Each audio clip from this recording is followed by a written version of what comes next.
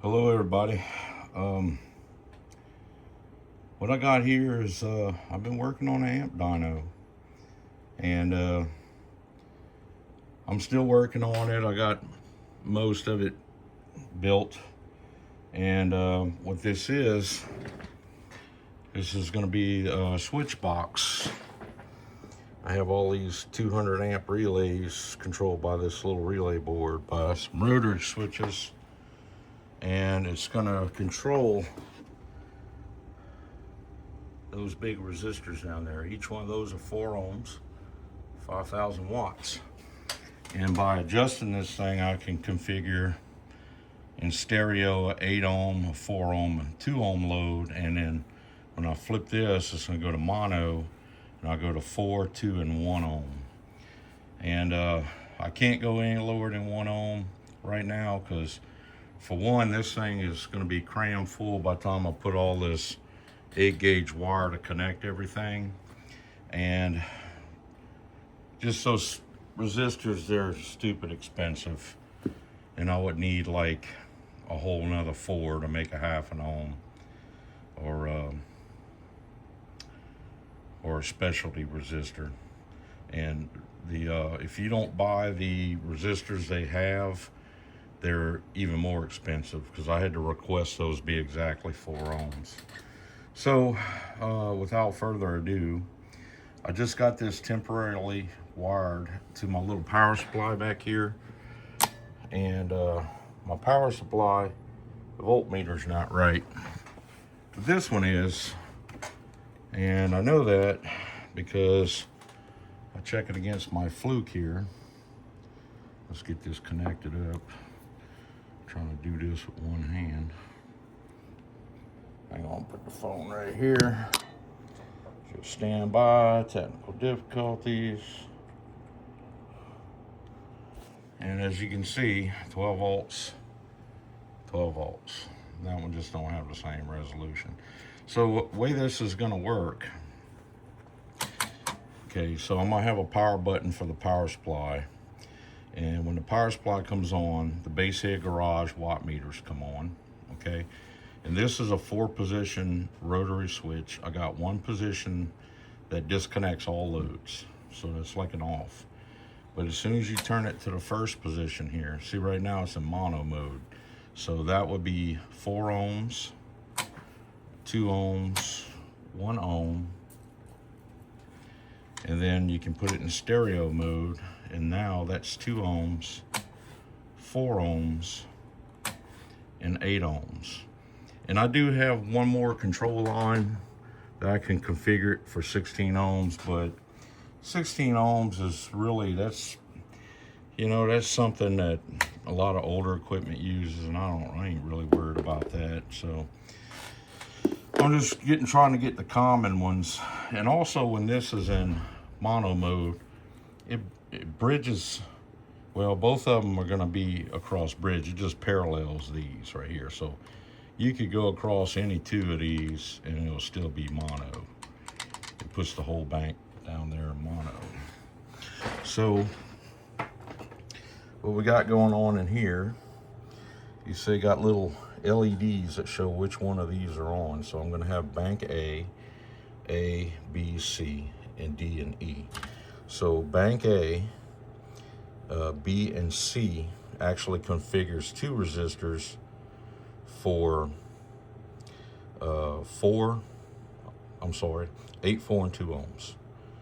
And then D and E is just going to parallel the 2 banks at whatever ohms they are. So these 3 are going to do two resistors, and these 3 will do 2 resistors at 8, 4, and 2 ohms. And then these just parallel the whole thing, so you get half the resistances. And as you can see, I got this just a little control board, and it works pretty good. And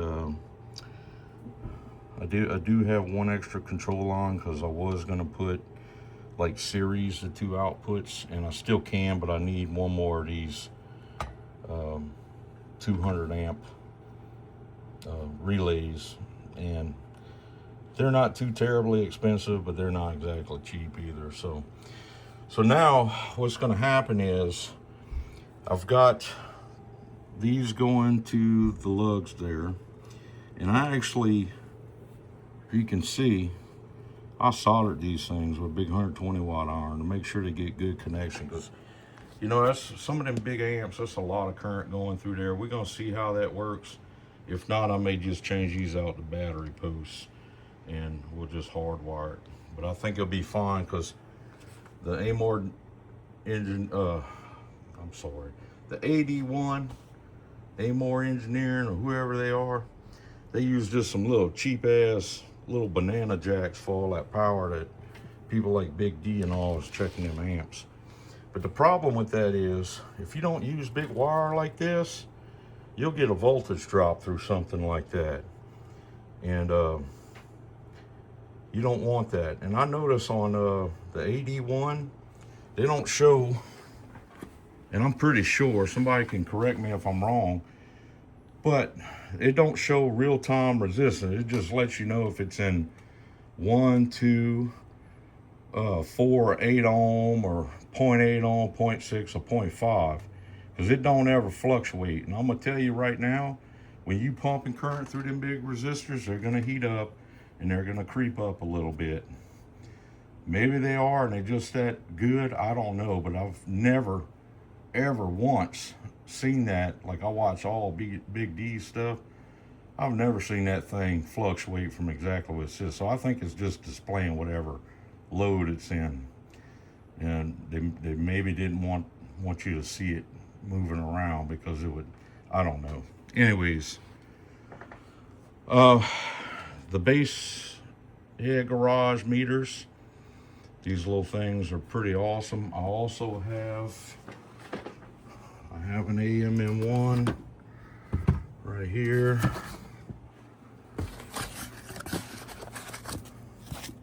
Amor Engineering, and you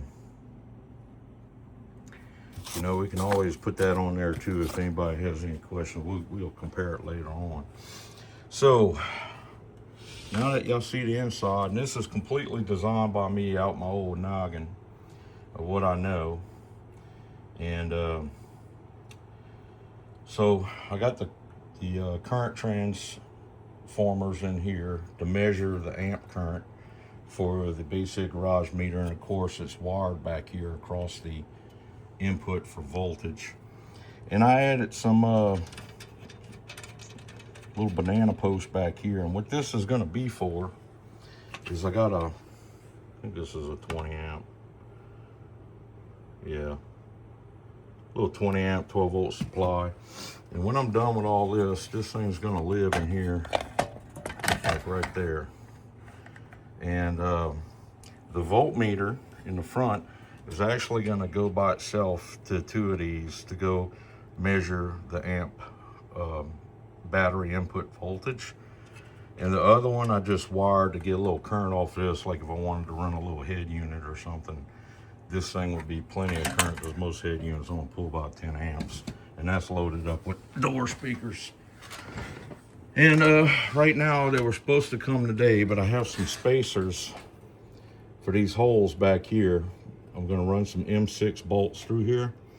And that's what's these are gonna be posts for the 4 resistors. That's gonna tie to all this.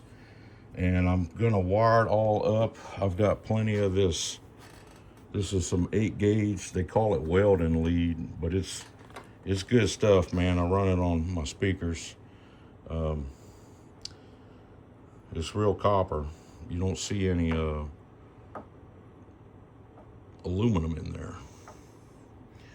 So I've been working on it. I still got a lot to do. I got to get this sorted out and get this thing working. And then I've got wire, some number 6 Romex. I got to mount that big 500 watt, you've seen a spark battery charger / power supply.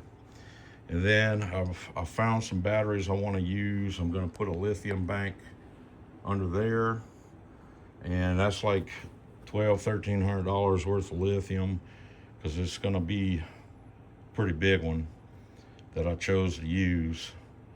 And we'll talk more about that later. But I'm just kind of doing this on a budget. Now, so far I got maybe $1,000, mainly due to those. I went and got a piece of aluminum cut and I bolted that to there, and they're bolted to my bench wall back there. Keep them out the way, and this is just gonna have, I'm actually gonna use number 2 wire going from these to that to minimize any increase in resistance. And then this is all gonna have number 8 in it. So I think it's gonna work well. I don't know, I'm not an engineer, but I do have electronics background, and I do have a degree in electronics. So that's what it is. And if y'all want to build your own, I highly suggest you do so. I just couldn't see paying, this thing's coming loose right here. I just couldn't see paying thousands of dollars for that little amp dyno like Big D got. So I just want to build my own. So far, I probably got about $1,000 in this thing. Maybe another 100 or 2. But I'm trying to keep the cost low. So let me know what y'all think. And hopefully one day soon we'll get doing some dynos. And lastly, I got, and of course this is like budget stuff here, I ordered, this is a 2000 amp shunt. It's wrote on here somewhere. 2000 amp, 75 millivolts. And this is the little cheap meter that come with it. So I tested this thing, and so far it's fairly accurate, you know. We're gonna see how well this shunt is though. This is gonna go on the battery bank, and we're gonna be able to watch low draw. And I looked high and low for a digital meter. I found a programmable one, but there is something wrong with that programmable one. It does not work properly. I'm still fiddling with that. And of course I got this little meter here to match it. It's just 0 through 20, so we can, I'm probably gonna get my buddy to make me a little enclosure, put these 2 in, and we'll probably mount it up here on the top, you know, so in the camera you can see everything. I do have a Fluke DC clamp meter, but it only goes up to 600 amps. And it's just, right now, it's just not in my budget to get a better one, because them things are stupid expensive. So, like I always say, it is what it is. And y'all have a great weekend.